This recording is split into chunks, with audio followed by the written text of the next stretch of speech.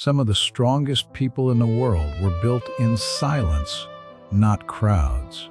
Today we're talking about solitude, not loneliness, not isolation, but intentional time alone.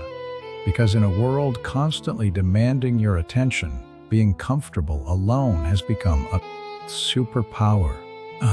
Many people fear being alone because silence forces honesty. When distractions disappear, you finally hear your real thoughts. And for some people, that's uncomfortable.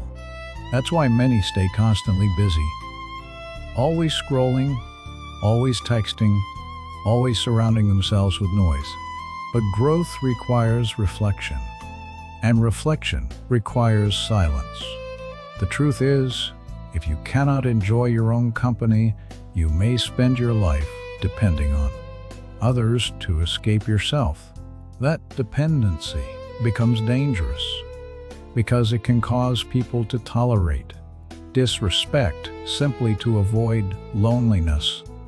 They stay in toxic friendships. They remain in unhealthy relationships.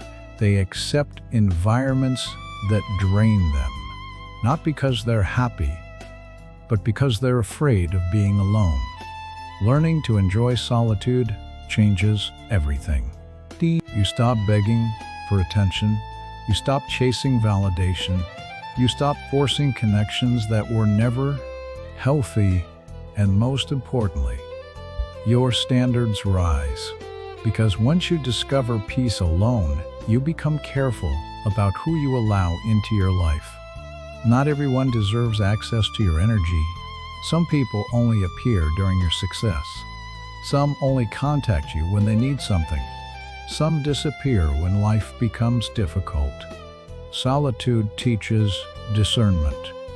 There are seasons in life where you may feel left behind. Friends disappear. Relationships end. People change. At first, it feels painful, but sometimes separation is preparation.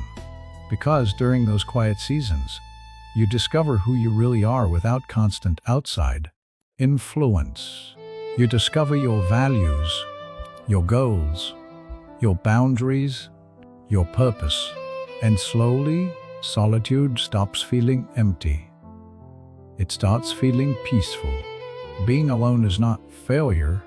Sometimes it is healing. Sometimes it is rebuilding. Sometimes it is preparation for the next version of yourself. The strongest relationship you will ever build is the relationship you have with yourself.